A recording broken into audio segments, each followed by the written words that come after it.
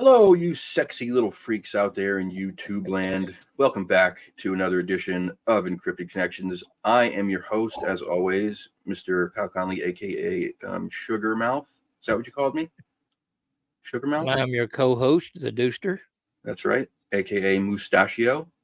How you guys doing tonight? Hope you're all doing well. Hope your week's off to a good start. So, real quick, anybody have issues with Facebook today? Yeah, we did. Yeah. Yeah. It's I think interesting. Instagram did too. Facebook did, and it's kind of odd. It happened on a Super Tuesday. Reckon there's a connection there. Interesting, right? Yeah. And then, I mean, now, let's not go full bore conspiracy theory, but obviously we had this issue with the AT&T phones mostly about a week ago, something like that. Mm-hmm. I don't know, man. I'm not a huge conspiracy theorist, but if there was ever anything that any of these foreign countries were going to do to try to stop us dead in our tracks, wouldn't that be immediately attack our electrical grid or our internet? If you attack the internet and shut that down, do you know how devastating that would be to people? I mean, it would be mass hysteria. Everybody does everything on the internet. Oh yeah, people would panic. Stitch Witch, she almost got locked out of her Facebook account. They come up with kept telling her she was posting stuff too fast, and it was like spam, and it wouldn't let her log in, and just all kind of stuff. But we finally got it going. Really, that's crazy. Well, I know the Stitch Witch, and I know she would never do anything of the sort. She's a kind, wonderful woman. Yes, she is. The opposite of this gentleman who's leaving the comments in the chat from Hellbent Holler. He's a crass, snooty YouTube celebrity who thinks he's better than everybody. He's more than a celebrity. He's more than a celebrity. Oh, he's more than a celebrity, all right. Yeah. He's my hetero soulmate. He's more than famous. He's infamous. That's right. Apologies to anybody who was on the holler last night. I was not there again. I have been doing some different work. I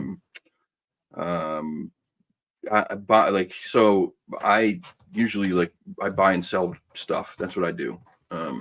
And so the business that I was in is not doing well. It's completely crashing.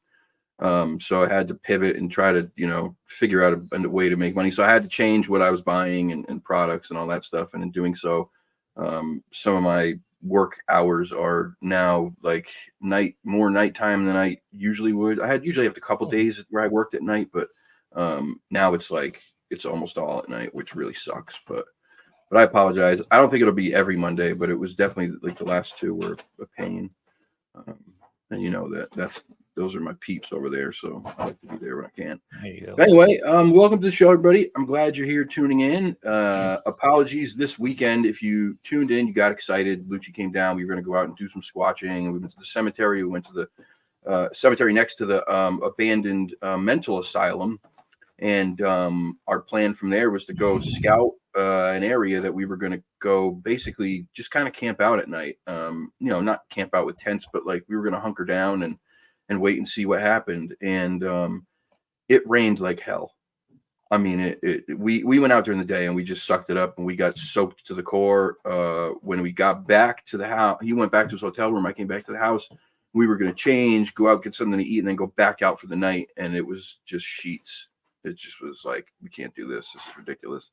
So I apologize to anybody who was excited. But we do have some plans for the next few weeks. We're potentially going somewhere up to the Catskills to this cabin where there's been some pretty interesting activity. So stay tuned. Fun. Yeah, definitely. And with that, here's a good segue.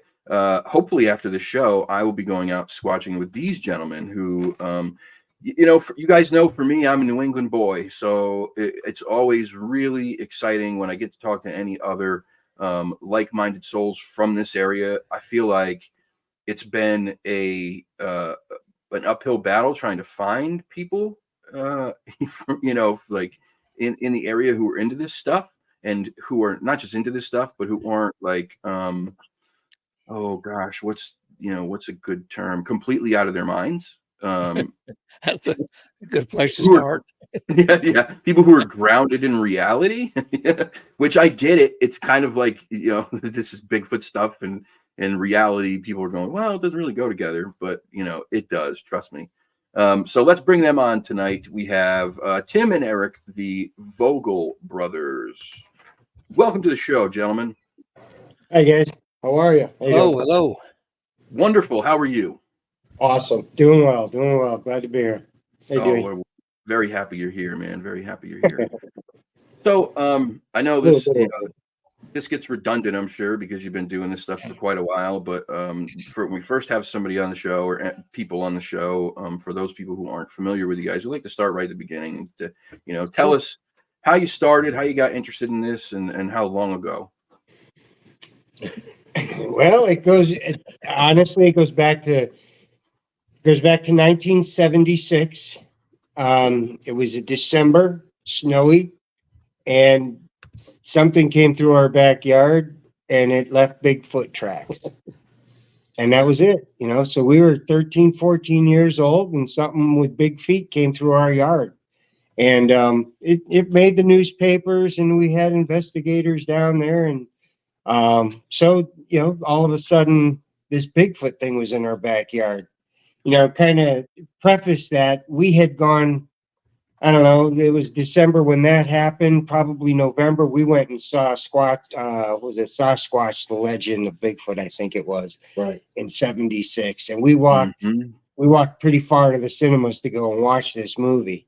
And so Bigfoot in New England, or in Massachusetts, where I am in Western Mass, was a new phenomenon. Really, it was bizarre to thought of having something like that out here. yeah, on the East Coast for sure. Yeah, it was definitely a West Coast thing, because everything, it just seemed like everything was out there. That's where you heard it.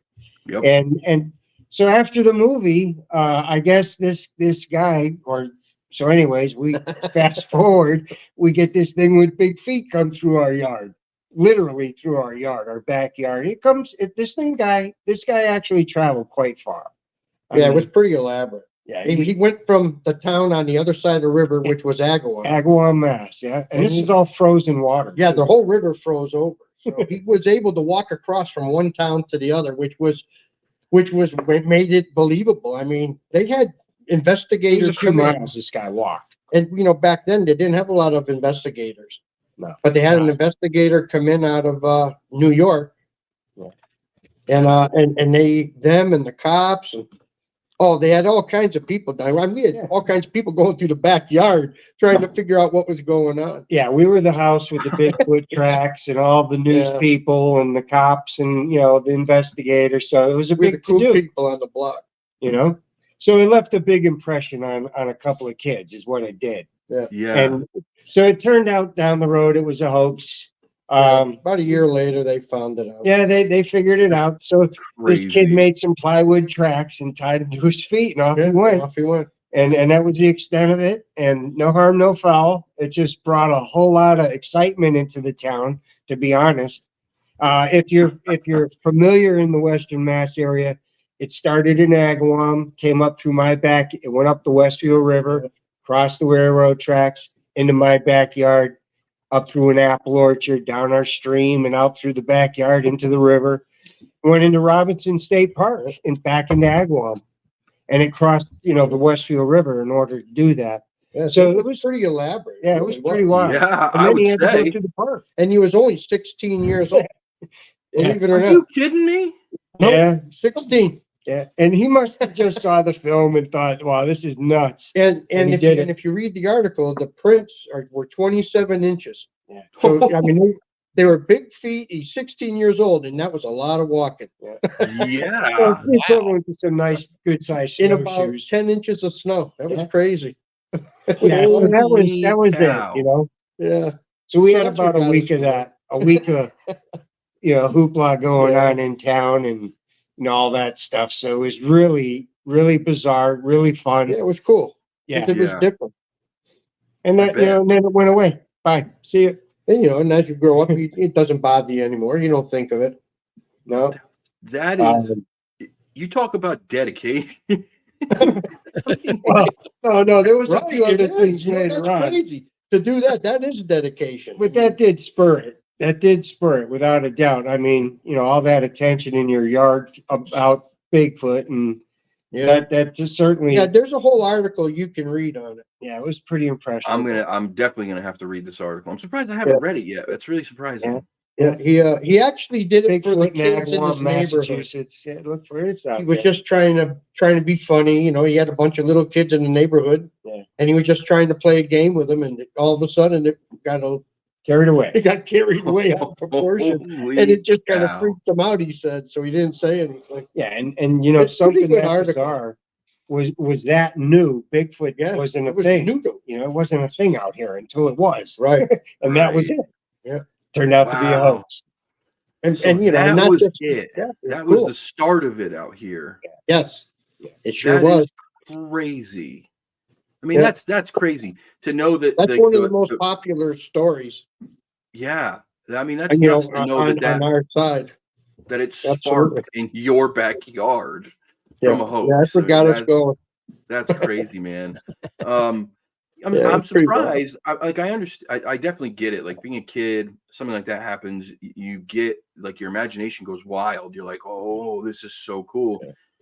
I think kids, especially, they rebound from disappointment really well, whereas adults, we take it pretty hard sometimes.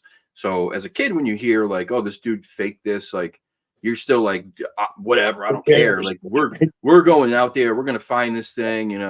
There's got to be some around here. That's right. Yeah. Whereas an adult, we hear about hoaxes and we're just like, oh great, here we go again, another Yeah. one. Yeah. That's so true.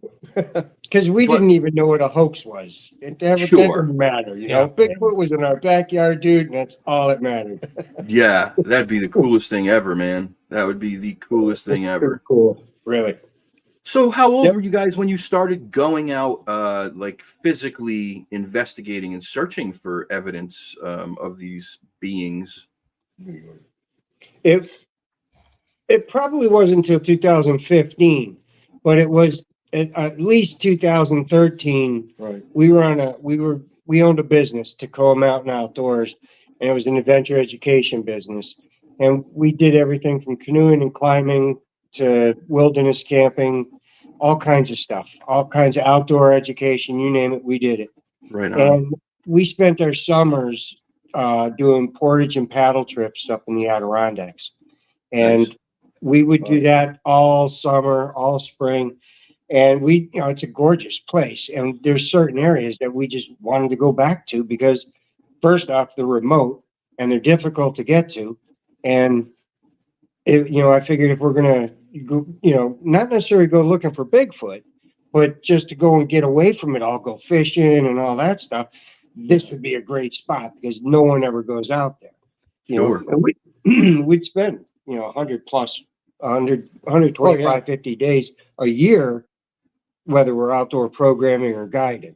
So that was always outdoors. So, I mean, that was nothing for us.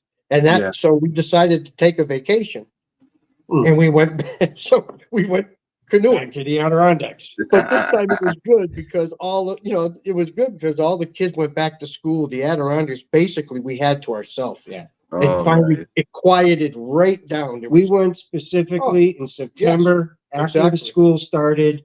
So it was a midweek thing. So people were at work, people were in school. It worked out beautifully. And it was, if you go up there, there's no cars in the parking lots. There's no one at the trailhead.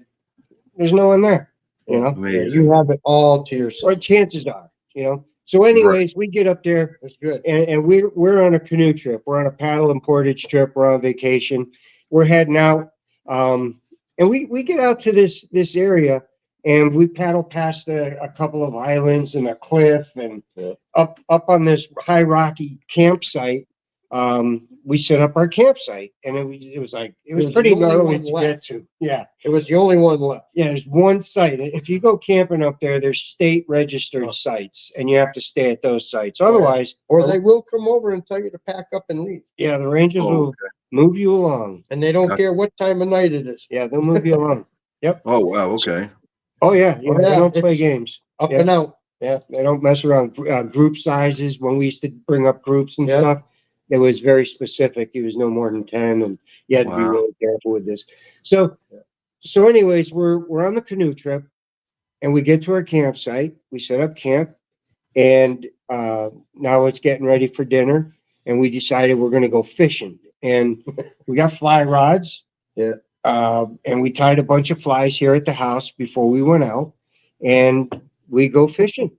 So I'm canoeing, Eric's fishing, and it was like a fishing story after a little while, you know? It was the best fishing of my life. Yeah, Like- I couldn't ask for anything better. Have him paddle, and I just fished all afternoon. Oh, that's And it was great. awesome. 3 and 4, 3 or 4 pound smallies. On They're a just fly rod. breaking It was just rod, crazy. and they're just flapping around and on a fly Nice. rod. It's nuts. It was more entertaining than anything after a while. It was a good afternoon. Yeah. That's After a awesome. while, we weren't fishing for dinner. It was just Yeah. for the fun of it after that. So Right.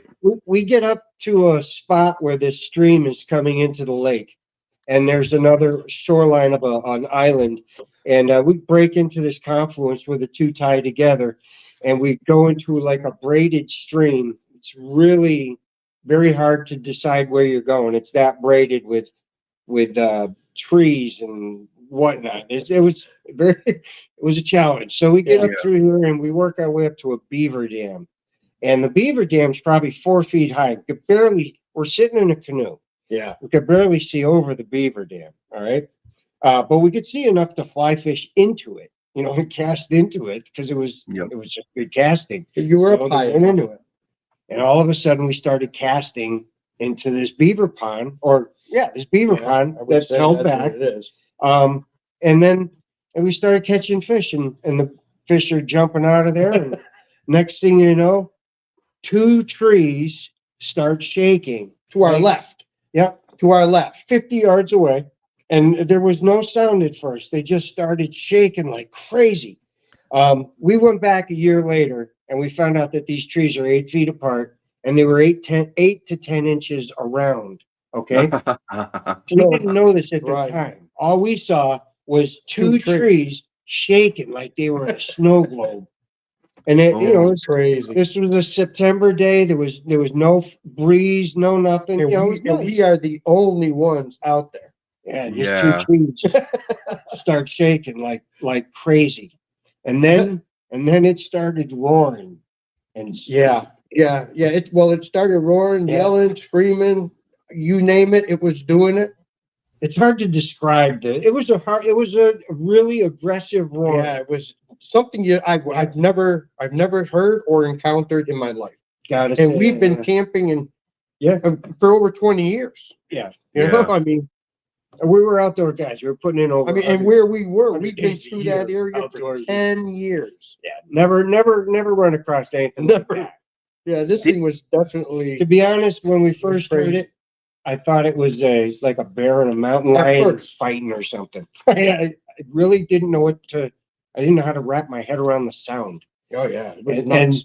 so it was loud, and it was really aggressive, and it was and the trees are shaking, and this yelling and screaming's coming, and it's just down just a little bit away from us.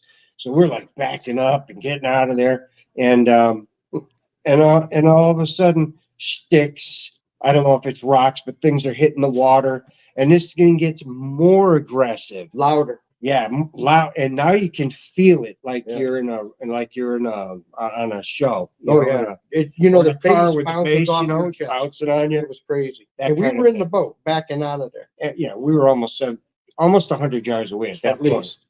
At least. It was crazy. And the trees were Trees still are shaking still shaking, at the and the same time. screaming's still going on, It was and this nuts. went on for 10, 15 minutes. At least 15 minutes. We didn't have cell phones. We didn't have Dude, it cameras. happened. It We was were fishing. it was so crazy that we paddled way out there past halfway because I wasn't sure if this thing could even. I We thought it was weren't gonna sure. charge us. Yeah, I mean, We didn't know what it was. I don't think we were far enough away, It was scary. you know? So after a while, it just stopped. So we just went, okay. That was So it. we sat over on the other side for a while, just kind of hung out. And we start paddling back up the lake. And I says, you know what? He goes, yeah, I know. Our campsite is like 100 yards away from where this thing just happened on the same side. Oh hell no. Yeah. No, it made me Yeah. a couple hundred yards. It was if right that. there. It's same side. We were Right the around the next corner. campsite up, you know, and there was no other place to go because everything else was We've gone. already got camp set up. We ain't going Yeah. nowhere. There's no getting in your car and going home. Yeah. This is it. This is our reality. We just had this incredible encounter of some sort for a prolonged period, and Yeah. we can't explain it. To be honest, we didn't really even talk about it No. that night. We just kind of, Yeah, we figured it was better off not Chatting. to say anything. you know, we were more on like, kind of built a big fire. Yeah, we built a big fire and all that stuff, and because it was crazy. I mean, to even try to think of it or comprehend it was like, what? You know. So we were Yeah. better off not saying anything. so that's kind of we finished that night.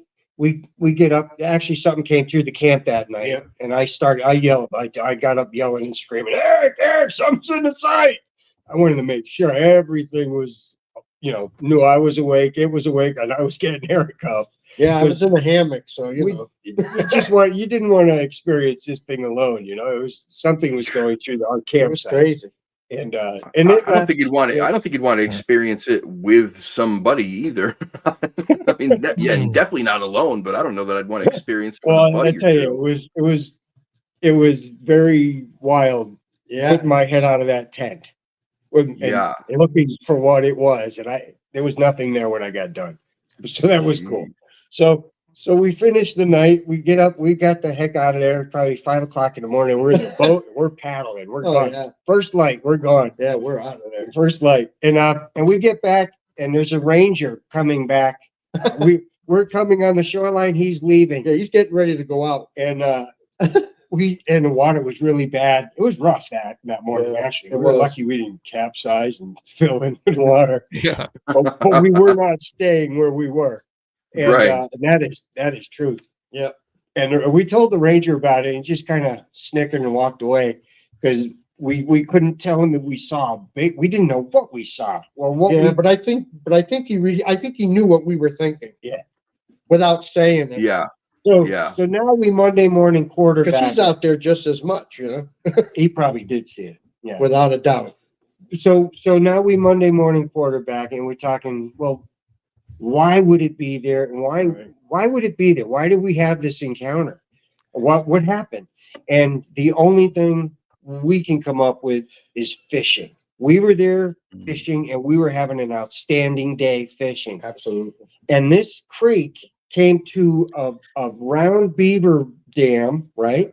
And it tapered back into a stream. And my buddy Dave has these casts of handprints that are massive. Oh yeah. Massive. I mean, they're like basketball, like the they're size like of a basketball. Two They're first huge. basemen. And I can imagine if there was a couple of Bigfoot in there shaking those trees, maybe. If they put their hands down together, They're like they could strainers just fishing like in a that. snow shovel. So imagine them walking down the creek, pushing fish into this beaver pond, corralling them all into the beaver pond. And the other guy just sits there and tosses them up on shore. And we show up fishing and taking their fish. So now they're mad, and they're shaking the tree, and they're yelling, "Get out!" and they're throwing stuff in the water, and That's we the love only it. logic thing that we can come up with. Yeah. Well, I would mean- the forest is so thick that you don't walk through this stuff on purpose. Oh Yeah. yeah. Yeah. It's a boreal forest. It's really rugged up there. You don't Right. do it on purpose.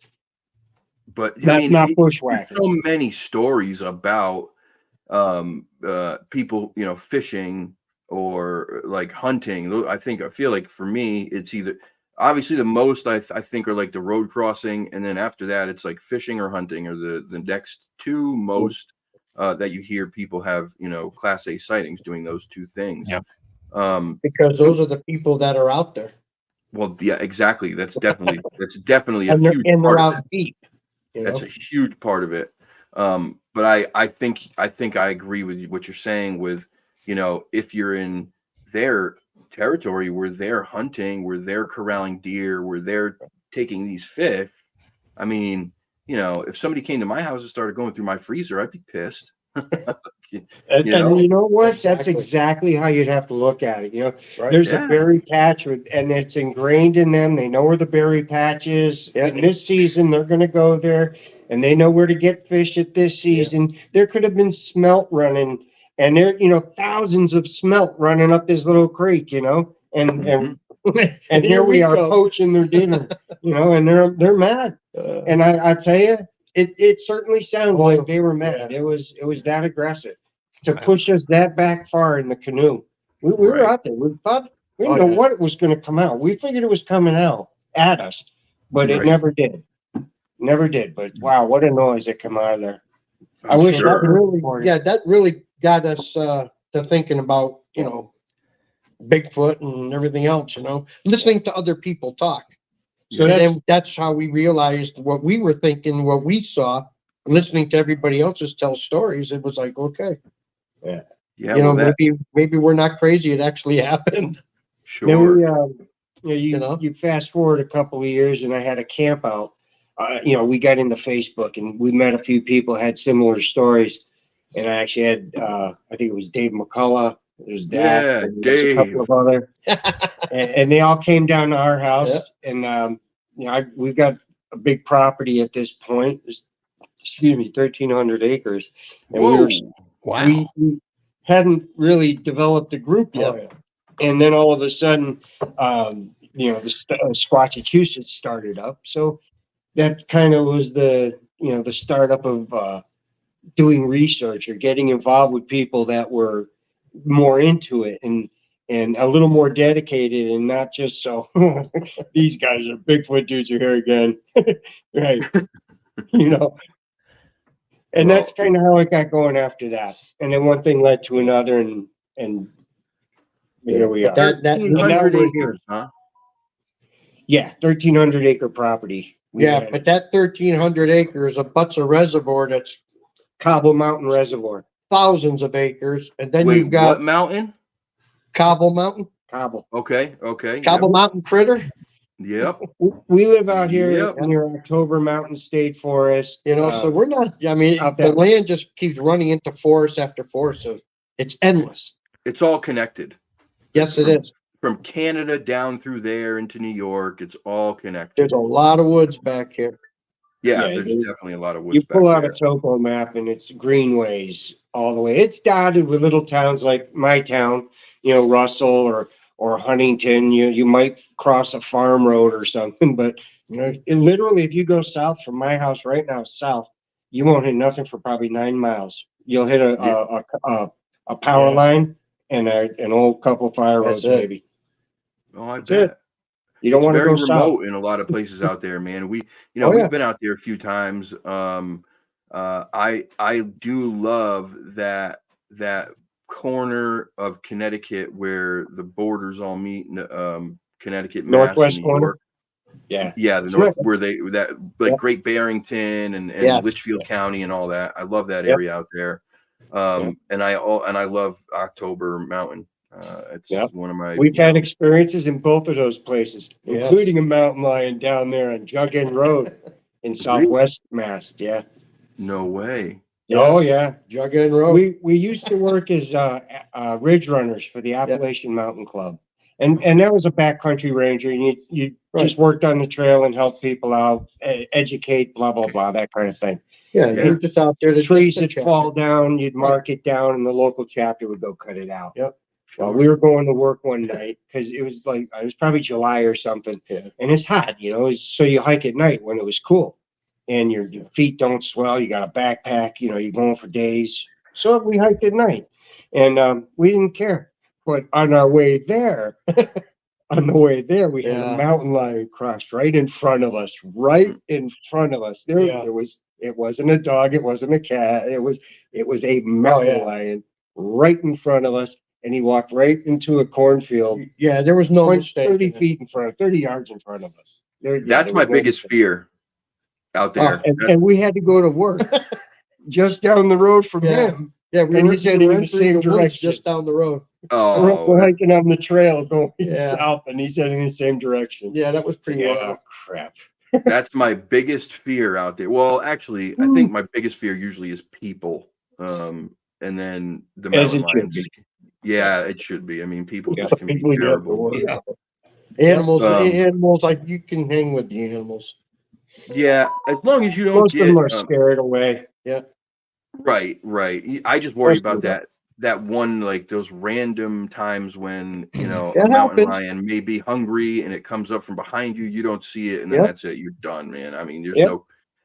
you're not I fighting had it to off. go- But if it attacks you from behind, there's no way you're fighting it off at that point. That's why we always hike together. Yeah, One of us smart. is going down. One Who's of us the is going to fastest? be a lunch. No, I can Who's the run faster faster? than him. That's all right. I just have to trip them.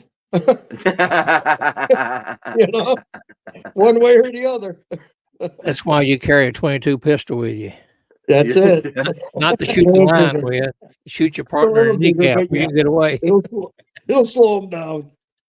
Oh, Eric, I get it, man. I'm usually the slowest in my group. I'm a big guy, so I'm when we go out there, I'm always looking at who's with me and going, "Oh shoot, Oh Here we yeah, go. yeah. It's me again." Yeah, exactly. Oh yeah, here we go. Yeah. So, Well, I guess I'm going to get the evidence, right? Yeah, right. Exactly. Yeah. Hopefully, I survive this, so I have something good to bring back from it. That whole area, Western Massachusetts is so interesting. I harp on this a lot because I don't think that New England in general gets enough attention as far as this subject goes. Like as far as like the rest of the country is concerned, and the Bigfoot community at large, people who are in this community that they know about the Pacific Northwest, they know about Ohio, they know about Oklahoma, they know about Florida. All these places are super squatchy. But if people ask, well, where are you from? Where do you do your research? And you tell them Connecticut or Massachusetts, they're like, huh? What? Right. What are you researching? But the truth is they're out here. I mean, they are 100% out here. And the misconception on this area is that it's not forested enough. I don't think, or people think it's too small. There's so much forest out here. It's nuts. Yeah.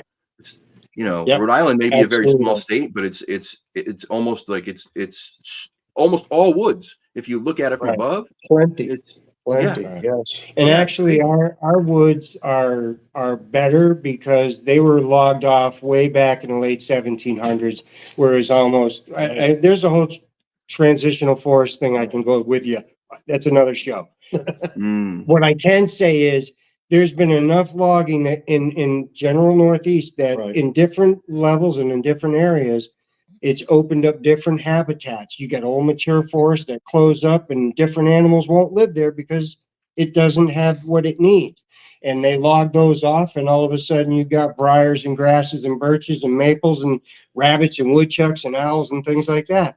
So you get this diverse food channel or chain now that's a usable land. So our landscape is usable in the regards of viability of different foods and food availability at different periods. If it was all mature, you wouldn't have all this luxury growth that they would be able to go on. 100% agree with you. I mean, people don't realize that I may be wrong, but I think I'm right. I've read it a bunch of times, but depends on who you ask, I guess. Before there was ever a term Bigfoot, way back in the 1800s when these reports actually started hitting newspapers in local towns, they started here. They started in the Northeast. They weren't the first Pacific Northwest. It was here. And I think what you're talking about, the logging of the forest and stuff probably forced these things to move west.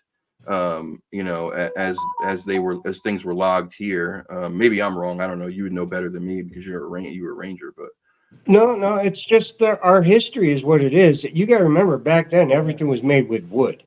yeah, Most everything, transportation, housewise, from plates to everything, true. forks to spoons, everything was wood or iron of some sort, right? True.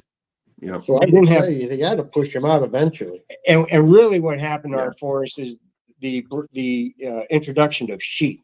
There's a whole nother story, but Yeah. you know, it's really cool history about it. But anyways, Well, I what want I to know was about getting this at- though. Don't tease me. I want to know about this Yeah. sheep thing. Tell about it. Tell us about all it. right, all right. So we had this Yeah. ambassador way back in the day, and I think it was Mussolini had his troops, and he did very well out in Italy, up in the mountains, Yeah. because he had a certain type of wool, and that wool was an outstanding wool, whereas ours was a little less out producing, meaning the sheep that he had were merino wool sheep, and they only existed in his area, and that's where they had it. We had an ambassador that swiped like 300 sheep and put them on a boat, sent them to Vermont, and within 3 years we had 3 million sheep. We never, our country is in its infancy still, right? Yeah. We didn't have a national product. We had individual farms. We had neighbors. You had chickens, and I mean, that's how it worked. Okay. Mhm. We didn't have big international trades. We were still growing. We're still figuring it out. We were moving west, right? And so that's exactly what happened. The influx of the sheep, they needed more places to go. We were producing wool. The East Coast was growing. We were getting mills, and the rivers were producing, the sawmills. Everything was becoming product, and we were becoming industrialized in the Northeast. And boom, next thing you know, we're almost logged off. So our moose, our wildcat, anything that needed to cover was gone. It moved into different areas way back then. The wolves, whatever we had, it all moved off simply because the habitat was burnt up and They got, in a campfire somewhere. they definitely got pushed out. And that's where our Yeah. stone walls come from. Everybody built fences Yeah. because we had wood. All of a sudden, we didn't have Separated wood. lands, fields, farms. They built stone fences. No Yep. one, Right. they used to take the stones out, farmers would take the stones out of the field. They put them on a flat sled and bring them to the back of the field and dump them. And that was it. That's where because you were breaking plow points and stuff like that. And it was costly back in the day. Yep. And so they weren't making fences per se because they had wood. They had plenty of wood. But when the introduction of the sheep came, the requirement became more. They needed Right. more sheep. And it was becoming a commodity. We were making money farming sheep. These people up here in my hometown were in the woolen industry. So these all you could see across, you can't see 100 yards into the woods today. Back Yeah. then, you could see from mountaintop to mountaintop Yeah. because the Yeah. trees were consumed. It was pasture land. It was, in different places. So New England had a patchwork of, it's got a great history. I guess my broader point was there's a very biodiverse That's your food plan up here. And it's available in the varieties in different areas to be able to move around and eat. Gotcha. Yeah. Yeah. Anybody who knows this area will know about the stone walls. I mean, they're everywhere.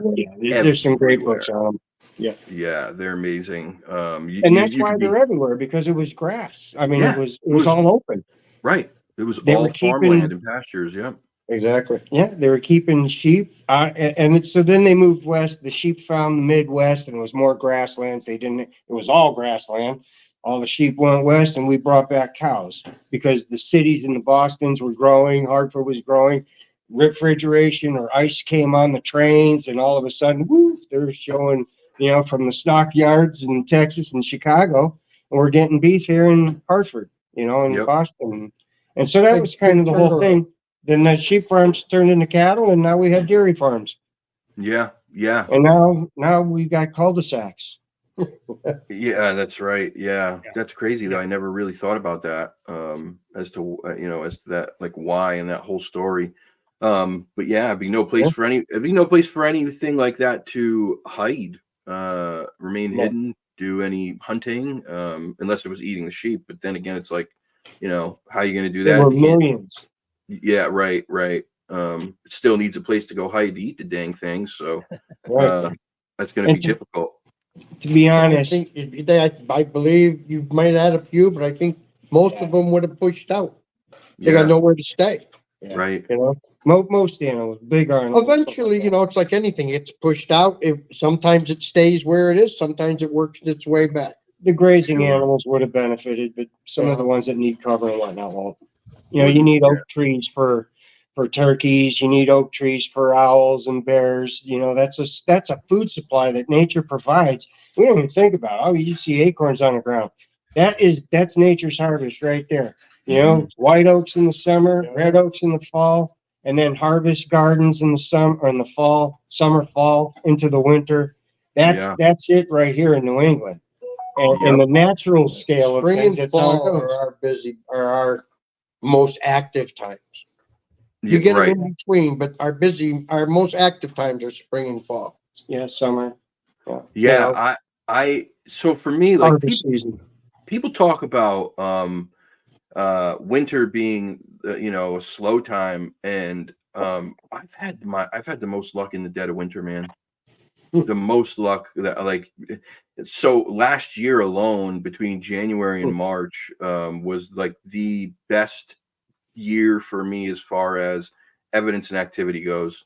And like I think part of it is because most people aren't out. Most people are like, I'm not going out in the winter, it's cold, it's not, I'm just going to stay in. But I think like in this area, especially over the last few years, the winter's so confusing. It doesn't feel like winter. It's like it's 50 degrees, Yeah. 60 degrees, 45 degrees, it's crazy. Right. But yes, the fall for sure. I've heard that so many times that's like the prime time to get out there. Well, up here in New England, I would say that would be your prime time. Yeah. Why do you think? I think it's because it's fall. It's festival season. It's garden season. There's Yeah. plenty of food. Yeah. Plenty of food and a variety of food Yeah. It's Sure. it's harvest season around here. on And everything. Nature will benefit. On Right. everything. And that's when we've gotten most of our reports. A lot of June. our In the fall. sightings. Yeah, June, July, June, August. July. Yeah, September we had sightings. The So- winter, you had mentioned the winter. That's what I would say. You had a successful winter, you said? Yeah. I mean, I didn't have What any were you Class getting? A sighting, but I had Oh. like two trackaways, a possible third, but two definitely. They were very clear. Had some crazy recordings that I got last year. I think it was might have been February. And then some like activity while I was actually there. Yeah. Branches being broken, really heavy bipedal footsteps. That scared the bejesus out of me. But yeah. Yeah. So Awesome. that was my best time so far. But I also haven't been doing this for very long, man. Not heavily. Part of the problem is I haven't had anyone to do it with. So doing it alone Right. becomes kind of dangerous in certain aspects, like night investigations, I won't do. I But not by myself. it's not as fun either if you're by No, yourself. it's not. It's not. I mean, I It's love not being fun. out And in the then, woods. if you see something, you got no one to corroborate and say, hey, Yeah. I'm not crazy, am I? Exactly. Which is actually why if I was anytime that I went out, if I could get a signal at all, I would go live the whole time because of that reason, because I didn't want anyone to try to tell me that something didn't happen. At least if I was live, then there's something to corroborate it. But in a lot of these places, you're not getting signal either. So that's the problem. Most of the guys that I know are running around with a GoPro strapped to them. Oh, yeah. There's all kinds of assorted That's the big gadget things you can grab to do that kind of stuff. GoPro seems to be a pretty good, it's kind of your go-to resource for that kind of Sure. mobile stuff. There's a number of guys that are out there doing that kind of stuff. Yeah, the Yeah. GoPro gives them a little more flexibility. Yeah, and it's running all the time. Yeah. Right. So I'm carrying them in the front and the back. Yeah, exactly. Yeah. Yeah. So I don't have a GoPro. I have a DJI action camera instead. It's the same thing essentially, but Yes. it's on a it's not the little square box. It's on a gimbal, and it looks like oh God, it's about that wide, like Yep. the whole stick, and it's got a little screen on it that's about this big. And it's the camera head is on the gimbal, so you can strap it just to your chest, just like a GoPro, or to your head like a GoPro. It works the same way, and that thing has been amazing. It's a little square camera, right? No, it's actually like you hold it like this, and it's on this like elongated. It almost looks like a remote control, but a little skinnier. And then there's the screen right on it, 2 little buttons you can control it with, and yeah, it's really nice, man. That thing's worked really well. But so yeah, but that's why I would do the live thing if I was alone, because it's already hard enough for people and trying to, like, if you come back and you go, oh my God, I heard this or had this happen, then people are gonna go, right. Yeah. Likely story. You're by yourself. Yep. Good try, pal. Right. Yeah, exactly. Deuster, you got any questions for the fellas? Well, yeah, a couple. I want to comment on I enjoy going out in the wintertime when it's not real cold. One simple reason I can kind of watch where I'm walking and pay more attention to my surroundings, because I'm not watching out for copperheads and rattlesnakes, stuff like that. Spend more time looking out through the woods, But what do you think about you think Bigfoot's attracted to EMF? But we were talking about EMF earlier before the show. And do you think they're attracted to EMF? The electronics? Yeah. Is that what you're talking? Refer to with trail cams and things like that? Like under let's say a power line, where you got the high tension lines, Yeah. There've been a lot of sightings beneath them and stuff like that. And I've heard of that. But I think they use the power lines as maybe as a way of travel, because they're open. A lot of them are maintained. A lot of them, have minimal growth where they can move across them if they have to. Yeah. So I don't know if they suck off any energy or anything, but I just think they use it as a pathway. Yeah, as we get going, we'll talk about the woo later, but there could be something in there, with electricity and things like that. But there absolutely could. I do believe. We just took a case up in New York, and the guy was a college student, and he was in a van, and he was passing a power line cut. And power line cut was a couple 100 yards. He was driving past it. He's looking up through the window, and he sees this Bigfoot standing there, and it was eating berries. And he's like, oh, wow, I just saw a Bigfoot. Everybody in the van is sleeping. But it was in a power line that this took place. And it was probably because it was clear cut. It allowed new growth. There was berries in the new growth. Food source. And it's a pathway of food. Yeah, it was a food source. Path of least resistance. Yeah. Exactly. Yeah, I agree. The reason that we I think Dewey brought this up is recently, Doug Highcheck. Yeah. Yep. Okay, so recently Doug did kind of a deep dive into a bunch of recordings that had been caught by a buddy of mine, Tristan. His name's Tristan Yolden. And he lives in Washington, I believe, Washington State. Bumping Lake is where he does his research. And it kind of was like an accident how it all started. Him and his mom were hearing some weird stuff, and he left the recorder out one night and caught these crazy, like howls, screams, and all kinds of other stuff. And then continued to follow up with this and would leave food out. And when this thing came in to eat the food, it had to open the packages, it had to open a peanut butter jar, like all this stuff. There was this weird hum, like it sounded like almost like electrical interference, and he kind of wrote it off as nothing at first because he thought that's what it was, had to be the recorder or something. Come to find out, Doug's son, Blaine, had also recorded a hum just like that when he left the recorder out, and I forget where it was, a very, very active area, like historically active area. Same deal. This thing came in very close, whatever it was, we don't know because it wasn't caught on camera, just on recorder, but whatever it was came in close, did what it did, and then there was this crazy humming noise. Our friends Joe and Jesse, Hellbent Holler in the chat, they recorded this weird electrical hum in North Georgia, and in a very weird area. That was just recently. Those guys. So Joe and Jesse's was like only, probably about, what was that, Joe? Like 6 months ago, maybe 5 months ago, something like that. Tristan's was about a few years back. And I don't know when Blaine recorded his. But there's something going on. There's something going on, and it registers. Part of the sound registers as infrasound. Okay. But people, are throwing out a whole lot of theories about what it could be. And one of the theories was, maybe these things. This leans very heavy towards the woo stuff. So prepare yourself if you're not a woo guy. No, bring it. That's awesome.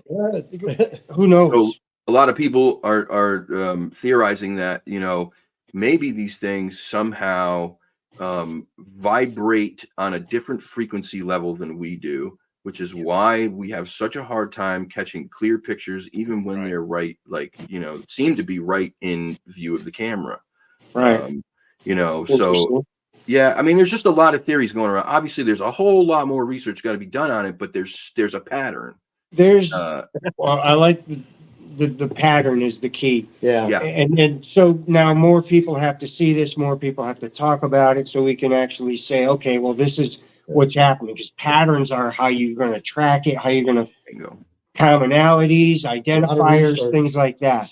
And that's what's going to make, it's going to make good research by sharing that information.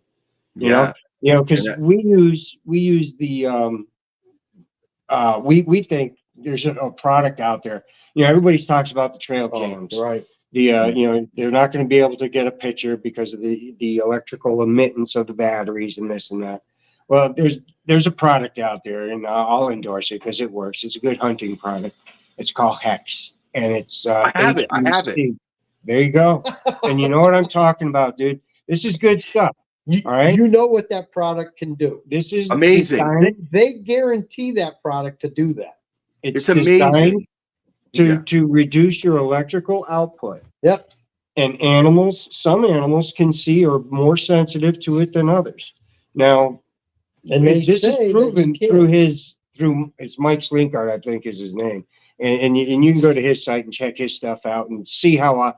So anyways, you take this product, you take your t-shirt because you buy the product, right? Take it, wrap it around your trail camera. You've reduced that imprint or that output, right? And all you got is the lens sticking out. So that's what we're doing. That's what we're doing. Even think about that. I know. I actually approached I emailed him a couple times. I think he just thinks I'm nuts, but I even told him there's people in the Bigfoot world that will actually, consider this. That would be a great product if you're using a camera. Mike, if you're out there, I get microphones, whatever, I mean, whatever you're using electronically out there, I think this stuff would work. Yeah. Or at least knock it down considerably. Sure. And for anyone who's not seen this suit, right?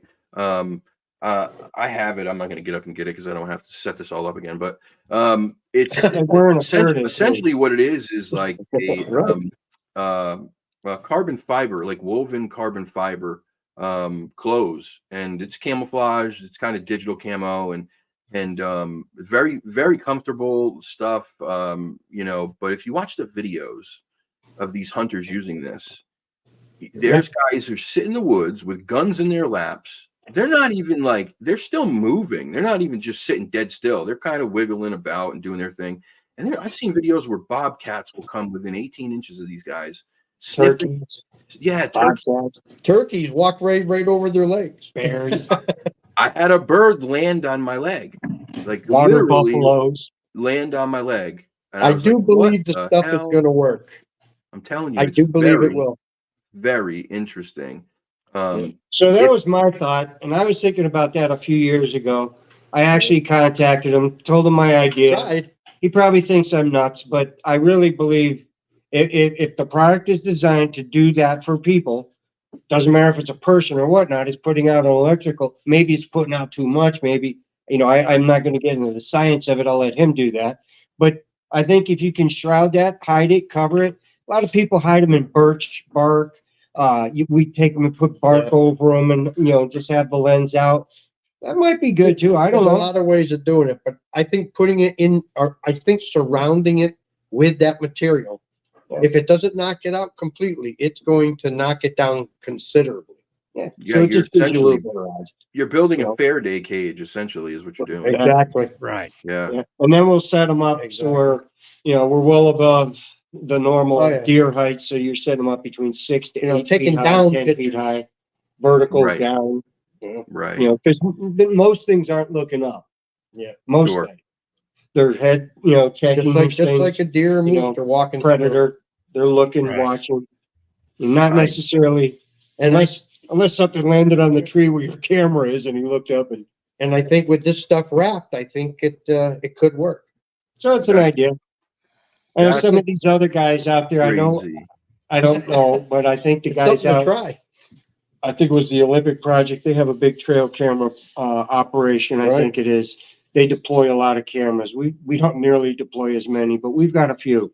And this product might help. I mean, Yeah. it might be worth checking into, Sure. Yeah.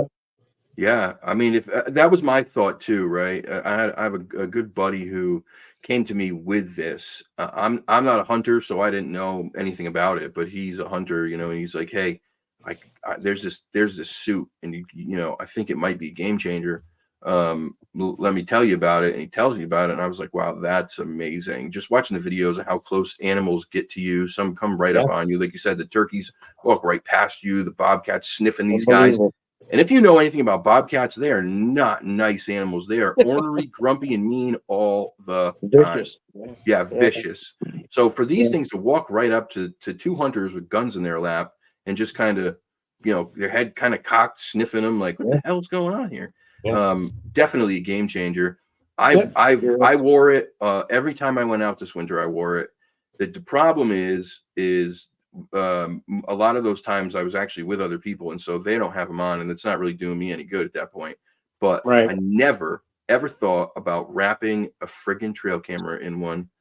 Could be I a would have. recorder as well. Yeah, Anything electronic. yeah, I think it'll work. that's It's crazy. worth a shot, Hey, Yeah, you try it it and see does. what It's happens. definitely worth a shot. Yeah, you try it and see what happens. But anyway, that was Yeah. just one of the ways. It was That's a good great, method. though. So funny that you brought that up. I can't believe that. You're Yeah, talking they're about masking the infrared on trail cam. Correct. Yeah. It would work. I don't in the know exactly daytime. doing. It What's that? uses- So it would work great in the daytime if you could mask it, but at nighttime, don't it use that for illumination to see what it picks up? I wouldn't know because really the way we got it is just covering the hole where the picture comes out and the infrared. So Okay. the whole thing is covered except for the two holes. The wind blows the wrong way and knocks a piece of bark in the way or something. Right. But it's gonna work. If it works, that'll be the one that works. Yeah. Yeah. Because everybody's sense. telling us no. Well, this might be the game changer. Maybe. Who knows? You don't know until you try. That's right. we're trying. Exactly. And that's what the whole thing is. It's all research. Exactly. What works, right. what doesn't. 100%. That's very. You know, That's right. If we can make it that much easier on us and maybe possibly get something, Mm. who Yep. knows? It's well worth Exactly. it's well worth the effort. You never know Yeah, till you that's what try. it's all about. That's Yeah. what it's all about. Exactly. So that's Yeah. our little trade secret. You know, you get out there and you're in the woods, you reduce your electrical output, you are less visible potentially to a lot of things. Right. Yeah, very interesting. Yeah, because I was never one for the trail camera stuff. But I thought it was great to catalog, you know, the local wildlife and their Yep. their game trails and all that stuff, and that's very valuable information too. As far as catching a Sasquatch on one, I never really put too much, you know, Right. I We're didn't not bet banking that. on it. Yeah, Oh, no, I I didn't- mean, you know, it's like I was telling Tim, you got 1,300 acres. I'm taking a camera, sticking it on a tree, facing Yeah. it in one direction and saying, okay, here, I'm hoping it's going to walk in front of this thing. You know, Right. on 1,300 acres, I mean, it's a miracle. But if it happens, It happens. And Right. if you don't have it out there, it's like playing a lottery. If Right. you don't buy the Yeah, ticket, you're exactly. not going to win. You That's know, right. simple as that. that's it. That's what it comes down to. And a Bigfoot might be smart enough to say, "Hey, there's a camera. Let's not go there."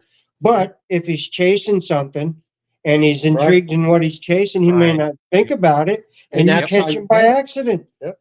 You know, And that's very how you true. get it. Exactly. So I'll play that game.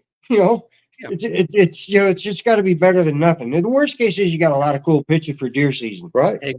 That's true. Yeah, Exactly. absolutely. A lot of nature pictures. Right, absolutely. Joe brings up a good point, and I think I agree with him on that. You know, he talks about not believing that we can hide from these creatures. I don't think that we can hide from them. Maybe the hex suit, maybe, but I don't know even about that. But No, I don't think that's what you're intending to do. You're intending just to No. hide the equipment. So The that, reduce. Yeah, reduce the output. We hike with it, and we got it around the camera, so we're Yeah. just trying to reduce it. We don't Yeah. know if it's actually working on the cameras. We know Sure. it works on us. Right. We know the Yep. product works. It's good product. Yeah, So we're just trying it on our cameras. See, you know, Right.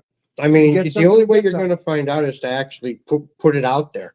And you Sure. could put 2 cameras out there, put one down low and one up high. Put the one Yep. down low and see how close an animal will actually walk to it. You know, Right. deer- While get the 'em- one up on top is taking the picture on, you know, downwards, Yeah. most of Very the true. animals will come right up to a camera. you know? They'll sniff it. They'll eat it. A bear will mash it around, maul Oh yeah.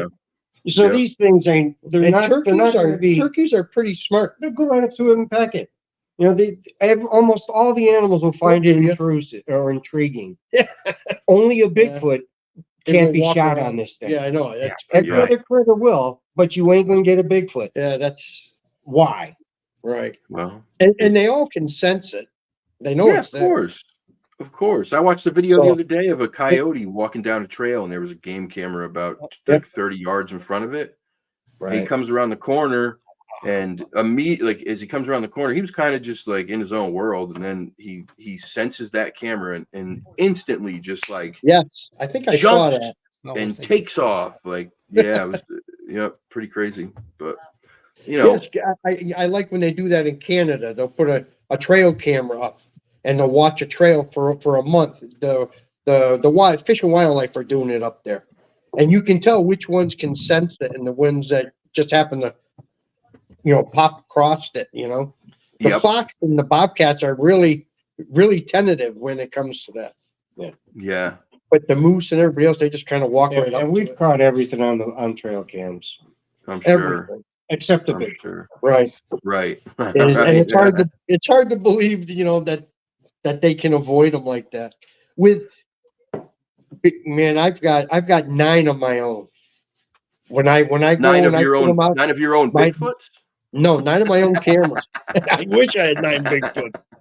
I just want one. You know, that's all we need. Yeah, that's it. But you know, we've got 9. I put out 9 cameras, and you know, if I'm putting out that many, how many other cameras does somebody else have? You know, and this is Yep. going across the country, and they're avoiding all of them. Right. You know, it's hard to believe. Well, again, It's just hard to believe they haven't been picked up on a camera somewhere. And that I think lends And there's a itself. lot of them that have been picked up on cameras, and they just say, no, that's not a Bigfoot. Yeah. And some are, some aren't. Sorry. Yeah, I mean, I think the problem is without having, Mhm. something crystal clear, and especially nowadays, pictures really mean very little with this AI stuff. Like, it's going to be very Correct. hard to differentiate between what's real and what's not. Yeah. But still, for yourself, like you will know if you Yep. set something out and you get a real picture, you'll know, and that's what it's all about. Is what Right. what you Keeps you want. going. Yeah, it keeps But you to, going. but to Exactly. convince somebody else that was real, yeah, I can understand what you're saying. It's almost impossible, man. Right. The AI is just too damn good. It's Yeah. too damn good, and anyone can do it. I mean, Yeah. Well, literally these yeah. free apps now you can download and give a command like, oh, photorealistic Bigfoot, 8 feet tall, 500 pounds, standing behind a tree, like, and then boom, instantly you've got this crazy picture that looks damn real. It's just Damn, I never even insane. thought of it. It's like, Huh? That's I don't even know how to. I was like, what's he talking about here? That's Yeah, way yeah, beyond me. These apps are crazy, man. That's all you have to Wow. do is give a command and it will produce it for you. Yeah. It's nuts. Yeah. It's really That's pretty nuts. wild. It is wild, but it's sad because scary. it is scary. It takes things like this and it really just makes them so much harder. Yes, it does. What It was I gonna does. say? Shoot, what the hell was I gonna People say? don't like to take you seriously after a while, because No, they they can don't. pull up all this crazy stuff online. That's the problem too with this community, I think, is that people don't realize that the reality of this stuff, like for the most part, is boring. Like as far as what people Yes. expect, people Right. expect when you go out on a Bigfoot expedition that these things are just going to be all around you all the time. You're getting howls, you're getting whoops, you're getting knocks, you're getting footage, you're getting this, you're getting that, and that's not the way this works, man. It's not the way this Oh, works no. at all. It's No, the not complete even. opposite. Like Yeah. if you get something, one time out of 50, you're doing good. Months. Months, Yeah. exactly. Could be months. There's It could very be rare. longer. Yeah, exactly. People do it for years and never get a single thing. Oh, absolutely. It's legit playing the lotto when you talk about acres and acres and acres and acres and acres of woods to hide in, and you are in this little Right. tiny area, right? Yeah. What are the Exactly. chances that you in this little tiny area are going to cross paths with one of these things that may Right. be continuously moving for thousands or hundreds of miles? Exactly. Who knows? We don't know. That's the problem. Right. But And when they come through, they're not just lollygagging through; they're moving. they're moving. They're just walking through. Yeah, they're moving. When you got a stride that's 54 inches, Yeah, what I mean? almost It's 7 like, feet. Yeah, it's crazy. it's like you get the hell out Yeah. of here, man. That thing's moving. It's moving. It's going right across. Yeah, it's crazy. So, I think the sensationalism, of this topic gets to be a little misleading for people, and they expect certain things to happen, and that's just not really how it works. There's these very Right. rare occasions where you find a place that's active, right? That maybe these things live on or near, and you can That's where all your research comes in. bingo, right? But again, it's a roll of the dice, right? There's so many of us out here doing absolutely. this stuff, and Yep. to be Because the one nothing's a that guarantee. nothing is, no, nothing is, no. But You you got to be out there to get anything, and so exactly. You do your due diligence. You get out there. You do the best you can. You figure out what time of year, day, night patterns. Patterns. Figure it all out, and then you just put it together. When you take some people out, you kind of set around that pattern, and you hope for the best. Exactly. Yep. Plan for the Exactly. worst, but hope for the best. That's right. That's all you can do. You know, and nine out of 10 times you'll get something, especially if you've done it enough Right. and set up your pattern. You might get something. Right. We're going to places that people call up and say, hey, I yeah. got this going on. Okay. Yeah, You make a you're report, going to you go go to an out. active place. It's like a cop. A cop only gets called when there's something going on. you know, so when this happens, you get the call, and if you get out there as fast, you know, you kind of weed through the junk and you take the serious reports serious, and then next thing you know, you're out there and you're checking it out. And we travel to go see a Class A report, foot tracks, physical evidence, things like that. We're more than happy to go out and do all that, casting and everything. But you know, that's what we're hoping to get push this out there, is the research and the investigation part of it. That's what we're doing. Sure. We'll take any report, send it out. We'll come if it's legit. We'll come to you as long as you're not 3 days away. Yeah, but you gotta get out there, get the report, investigate the report, or have the experience and do the follow through and get out there and do the casting, the tracking. Right. You know, looking for the branches that are broke, pathways. You know, you're tracking. You're tracking. Yeah, that's what you're doing. Yeah. And so that's what we're doing when we go out and You're looking for everything. And then we're looking at topo maps, topographical maps. You know, looking at places that are going to pinch, bind, water sources, things like that. Try to dry figure out areas. where it's going, When it gets dry in July and August, where's it going to be the wet spot? Where's the water? Right. You know, where's the water source in this area? So you're trying to outwit and hunt this thing like, you know, it's hunting its prey. You're trying to hunt like you want a deer hunt or a bear hunt. You're trying to figure things out. So you depending on how good you get, you know what to look for. Yeah, for sure. It's you know, it's almost like in some ways it's very similar to hunting a human, because I feel like they're just so tactical and they have this forethought of like they like to plan how they're going to move so tactically. It seems, you know, maybe not, but it just sometimes it seems that way. It's an animal. I mean, a cougar will do the same thing to its prey, whether it's human or not. Oh, of course, yeah, very true, very true. So listen, you said something earlier about talking about the woo. Let's talk about the woo. What do you got for me? October Mountain. All right, October Mountain. October Mountain. It was 2018, and we were doing an investigation. We had a group, probably a dozen or so people. There was actually more than that, but not everybody came. There's probably a dozen, maybe 14 people. We're at Felton Pond in October Mountain. Okay. It's raining. It's drizzly, almost like tonight. It's raining, drizzly. Yeah. And we're all sitting there flaring and looking around. We're there because reports are saying that there was activity in the area. So we try to get to the closest report of activity, and this was one of them. And so we happen to go there. We're sitting there. We're flaring, and a buddy of ours, Chuck, we're watching this thing. One of the guys yell, I think it was Dave McCullough, say, "Hey, you guys see that?" And we're watching it through our flare, and it's what we now call the pacing Bigfoot. Yeah.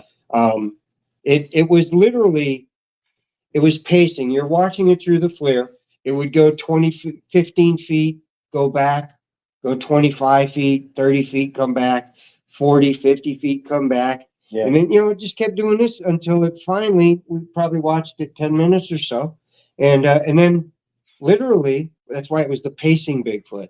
And we'll get into that after, but all we're knowing is that we're watching this thing going back and forth and going further as it went.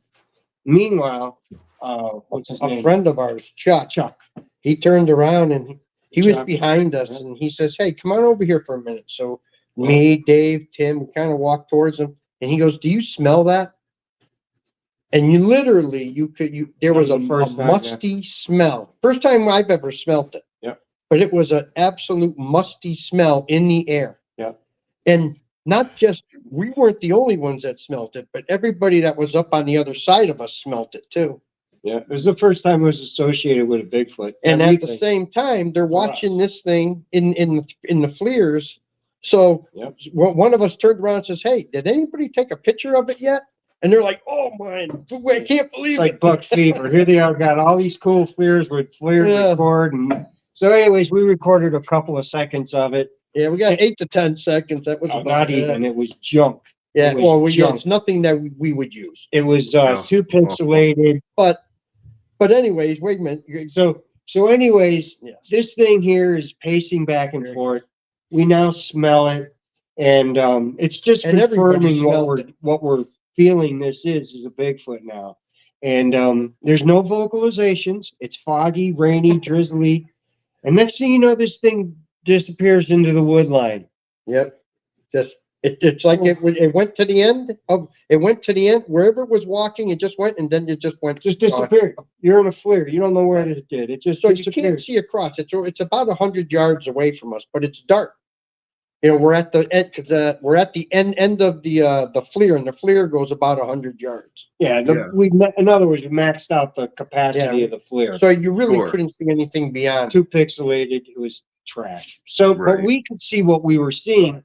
It just anyways, it did no justice, right? So, Yeah. so anyways, this pixelated character now goes off of the what turns out to be a log, Right. and it goes towards the woods, and off into the woods it goes, and then moments later, here goes the woo. Moments later, this see where you have that color, that blue color, up Yes, on the T. right behind Dewey, that bluish color. This ball had to be the size of a beach ball, probably, for lack of size. We actually went back the day after, took casts, and we're doing the rangefinder. This log that this thing was pacing on was 100 yards away, and that's why it was at its capacity. Yeah. This tree had to be about 150 yards. So this blue ball literally popped on in the middle of the night. Yeah, this was about 1 o'clock in the middle of a tree about 50 feet up. It's a white pine. And all of a sudden, like somebody turned a light on, poof, there's this blue ball in this white pine. And then a moment later, it goes to the top of the pines, and then it traverses, probably 100 yards or so, and then poof, gone. Yep. Gone. And there was a dozen people that witnessed it. Yeah, and if you know Dave McCauley, he was one of them. They all saw. So, yeah. It was on an expedition we were doing, and it was just amazing. So that was the woo for us. I mean, and then he saw one in June the year before, or 2016, 16. and the day before. Yeah, but that was an orange thing, an orange orb. But you're going back to your woo thing. We've had a couple of orbs, yes, but were you asking because you've had an experience with one, or you wanted to know if we did? Well, a little bit of both. Okay, that's cool. I was in one of my main research areas a little over a year ago, and it's called Hell Hollow, and there's been at least a few BFRO Class A sightings in that area, and I've gathered information from people locally who probably would never talk to anybody outside of people they know. You know how that goes sometimes. That other people have seen things around there. So so I started researching that area, and I was out there during the day one day. It was like 2 or 3 in the afternoon, and it was the fall, so it was still bright out, and it wasn't daylight savings yet, so 3 o'clock was still very bright. And as I'm walking down the trail, all of a sudden, out of the corner of my eye, I get this thought it was like a reflection that caught my eye, and I turned to look, and there's this giant. Well, I'd say giant, but it was about the size of like a soccer ball, and it was like this whitish color orb, just like floating in the trees, and every so often it would move, and when it moved, it almost seemed as if it purposely avoided the tree branches. That's what it seemed like, because I kept waiting for it to hit these things, and it just wouldn't. Like, it would move this weird pattern, kind of like all over the place. The thing that was very strange about this is that there was no ambient light. All of the light in this thing was inside. Like, if it was was trapped inside of it. So it was like, I went home and I was so confused, man. Like I was freaked out. I was like nervous. I'm like, what the hell just happened? And Yeah, I was because it's something afraid. you never see before. No, absolutely not. And I was afraid to tell anybody because I was like, no one's going to believe me. Oh yeah, And they think you're out there. yeah, they think you're nuts. And especially when you're trying to tell them like no light is emanating from it. Like the physics will tell you that that's not possible. Like if you see it, it's bright. I can look at it and see that it's bright, but it's not shining on the trees. Right. It It's goes not by. illuminating anything. It's not illuminating anything. Yeah. So No. you figure When that I- one out. This didn't have any, it was exactly like that. It was self-contained. It's just a ball of light. It didn't light anything when it went through the No. trees. It didn't light up the branches of the trees like there was, you know, light on it. No.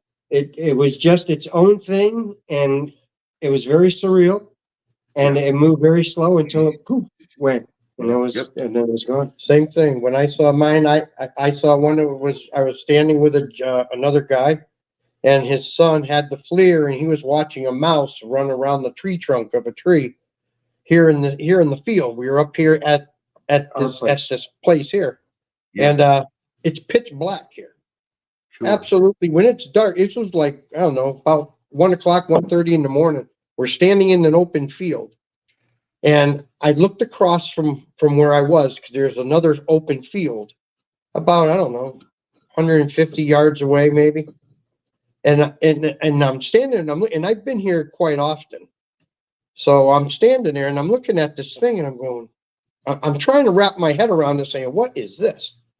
And I looked over at the guy beside me, and then he turned around and looked at me, and we both looked back. And it was just, we're watching it float, and it was like a light orangish color, yellow color maybe, and it was just sitting there, and it slowly went up about 10 feet, and we literally watched it just gone. Yeah, very And it was just a ball of light in the middle of nowhere, and it was pitch black. Like you said, there was no light coming out of it. People It like was to refer crazy. to it as ball lightning, energy, things like that. I think it could be a ball of energy. It's very I ironic. don't think it's the ball Bigfoot. lightning though. If you've seen ball lightning will actually light things up around it. Right. Yeah. Yes. Yeah. So But I a don't think ball it's of ball energy is lightning. just that. It's a ball of Sure. energy. But And why?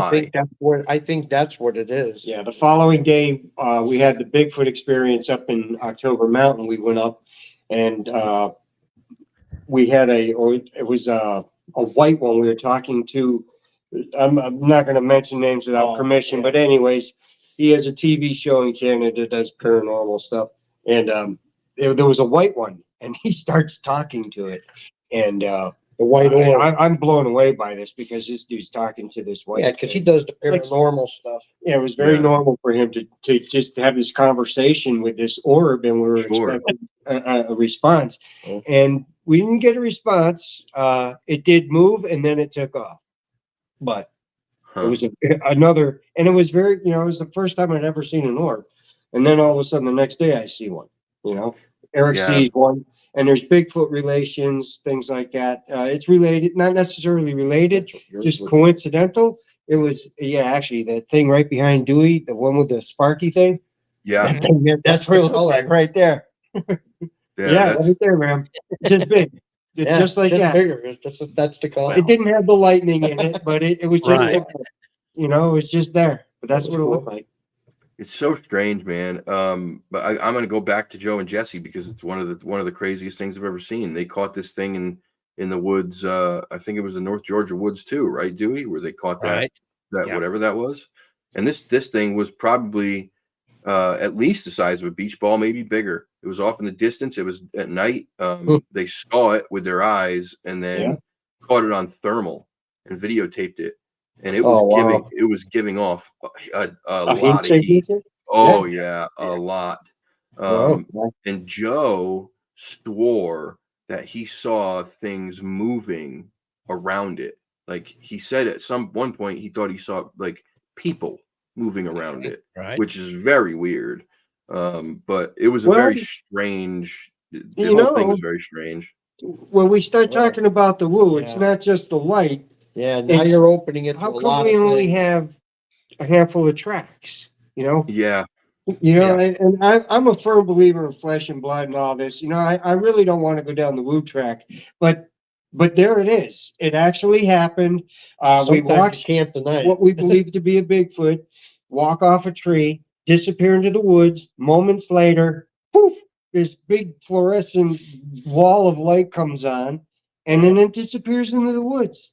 Yeah, And then And we go only back, we had a handful then of we go tracks. back the next day, and there was a couple of tracks that we had, but most of them didn't come in except for High one. grass. One track came in that you can actually see, you can see an imprint of the foot and everything else. And Where am I? that one right here. Oh wow, jeez. This is a 15-inch track. The toes, you can see the toes in here, Yep. right along in here. This is the toes gripping a hill that's going up on a hill and it's twisted. A slight incline. And that's why the toes are kind of on an angle here. Gotcha. But you can see it's Yeah. But that's the best one that we could ginormous get out of heel all in of them. here. It's Yeah. huge. Huge heel. So we ended up And with then it was gone. There were no more tracks beyond that one right there. this was the best one. We had 6 tracks, but this was the best one to cast. We have another one, but it's not worth showing. But there were no other tracks beyond that. Right. And so where does this thing go? You know? Right. Exactly. And all of a sudden this ball shows up. Who's to say? We're talking about Bigfoot, right? Yeah. So I know there's a lot of different Yeah. a lot It's of a hard different pill to questions swallow. and everything else going back and forth. Yet, when I saw my orb, and then I had my experience with a Class A sighting. Yeah. That got me to think that maybe there was some correlation between the two. Yeah. I always thought it. I just Didn't want to say it out loud. I just wasn't ready to go there yet. Well, But it makes sense. But the fact is, people don't talk about those things because it is the woo, and I'm going to be put into that category. First off, who cares? Second off, this is what happened. And whether you Right. believe me or Right. not, whether you believe me or not, that's completely up to you. I can Right. tell you this Yeah. is my story, Right. and it's hand to God true, and do with it what you will. yeah. Simple But as that. end of the day, that's all that matters. Right. The Native Americans talk about these creatures being, from this spiritual realm and being able to do this and that. And so who knows, man? End of the day, we don't know anything yet. We still are. We know nothing. So anything's possible. It's all very interesting. That's what makes the research fun. So fun. Yeah. It's the biggest. Because no one has an answer. So everything that you find is a new clue. Yeah. Right. Yeah, it's awesome. When you were kids, like any kid that I knew in my neighborhood, we always played like games like Cops and Robbers and like stuff like that. Yeah. Because what kid didn't want to be like a detective, a sleuth, and like solve mysteries and go on adventures? Every kid wanted to do that, right? And Absolutely. this is the biggest like adventure mystery for adults that that's still going on, at least in my eyes. That's why it's so fun, man. When you have an experience, you can't unhave it. Right. No. And that's what drives us. We all look crazy. We all, it's the Bigfoot guys. Yeah. All right. We're so beyond that now. It doesn't even matter. It's just, that's us. Yeah. Embrace Not hurting anybody. So let me tell you about Right. it. Yeah. You could be doing a lot worse with your life than being out there looking There you Bigfoot. go. That's Oh, right. yeah. Yes, exactly. Exactly. Well, listen, guys, I don't mean to cut it off, but usually we cut it off around 90 minutes. But listen, I'd love to have you guys back on so we could talk a little bit more, because I don't think we even got into as much as I wanted to get into tonight. Yeah, we got a little distracted. Yeah. Well, that's what happens when you're so, when That's you're cool. excited and you talk about these things, you just kind of get going on these little tangents, that's and awesome. that's what happens. But Right. I'd love to have you I'll guys tell you back what. on. I really think that hex thing is going to be a something to look at. I do too. I'm hoping to get some results with that. If you're out there and you're doing cameras, if you're try it. Give it a shot. Let us know how it's working. See if you get more shots of different animals. Maybe they're avoiding you. Maybe as a hunting, you're going to get more shots. Yep. We Who knows?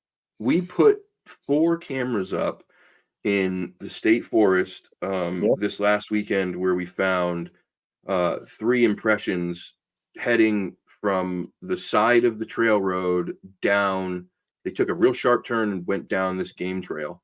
And they were a little washed out because it had rained quite a bit, but they fit the bill, man. They were, you know, right shape, right size. The stride length was correct, all that stuff. And so we took some pictures of them, and we were like, let's just put some game cameras up. I think I'm going to go back maybe this weekend and throw up throw the hex over those things. Hey, it's something to try, you know. Yeah. It's an expensive cover at this moment. It is. You know what you paid for it. Right. You know what you paid for it. The product works. I just think, why not try it? So we're going to give it a shot. Throw it on a couple of cameras that we've deployed in right areas and see what happens. Yeah, you can't hurt, right? Right.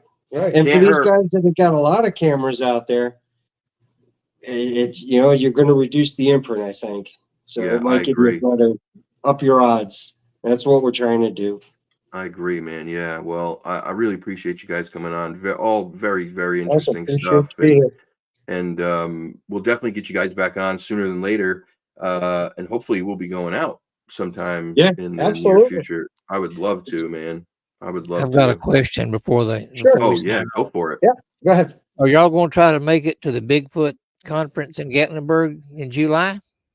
No, July I'm busy. That's my season.